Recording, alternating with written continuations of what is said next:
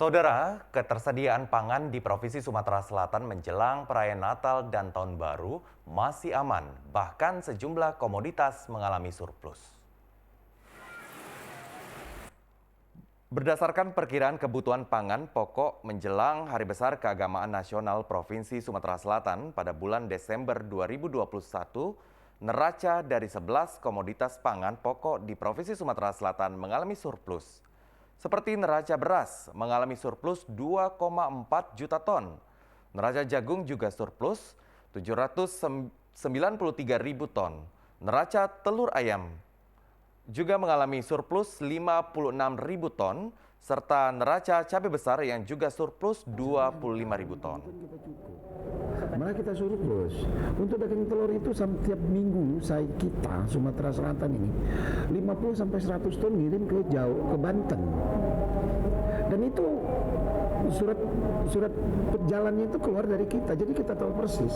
Jadi kalau misalnya dia bilang kita telur kita kurang, enggak, kita surplus. Dan itu terjadi setiap minggu.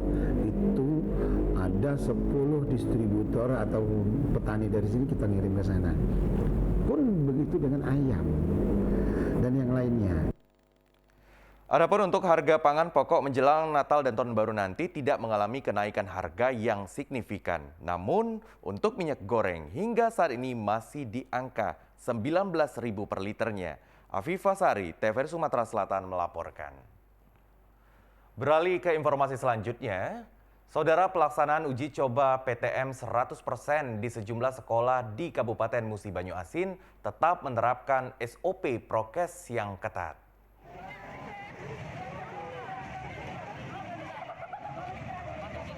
Persiapan pembelajaran tatap muka atau PTM 100% bila nanti diberlakukan tahun depan. Sejumlah sekolah tingkat SMA dan SMK di Musi Banyu Asin telah melakukan uji coba PTM 100%. Namun tetap memperhatikan segala fasilitas standar protokol kesehatan yang dibutuhkan di lingkungan sekolah. Pembentukan Satgas COVID-19 di sekolah telah dibentuk sebagai pengawasan dalam pelaksanaan uji coba PTM 100%. Dalam uji coba ini seluruh siswa masuk seperti biasa, namun siswa harus mematuhi SOP protokol kesehatan, memakai masker mulai dari rumah berangkat ke sekolah, mencuci tangan, menjaga jarak di ruang kelas saat proses KBM, hingga aktivitas di luar lingkungan sekolah dan pulang ke rumah. Kantin sekolah ditutup, siswa dianjurkan membawa bekal dari rumah untuk menghindari kerumunan. Informasi tentang SOP itu juga kami kirimkan ke orang tua, karena kegiatan anak-anak itu tidak hanya di sekolah, tapi sudah diwaspadai sejak dia berangkat dari rumah.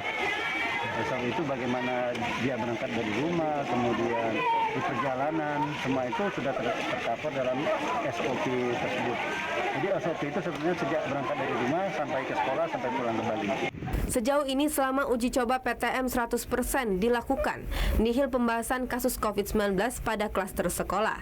Harapannya siswa bisa belajar lebih maksimal dalam menyerap materi mata pelajaran di sekolah. Anak-anak ini yang ikut kegiatan ekstrakurikuler biasanya diarahkan oleh penyelenggara untuk selalu menyiapkan antigen gitu ya.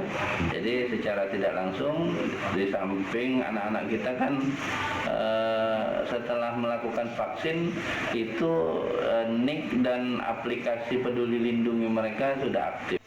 Dari Musi Banyu Asin, Iwan Arianto, TVRI Sumsel melaporkan.